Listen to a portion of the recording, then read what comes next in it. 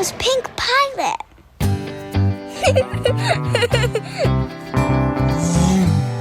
Pink Pilot! Pink Pilot, ride along. Pink Pilot lives at 29 Pink Place, Pleasantville, in her pink playhouse.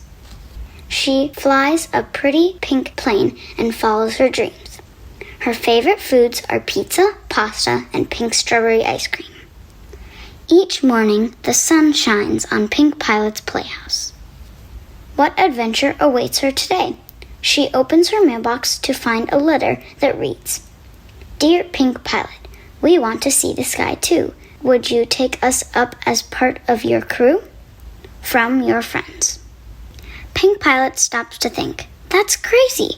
There's only space for one person in my pink plane, and I have to fly it because I'm the pilot. Can my friends ride on top?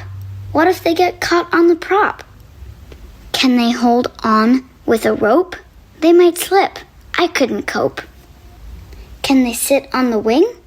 They might slip off. It's not a swing. And besides, the wind is too strong.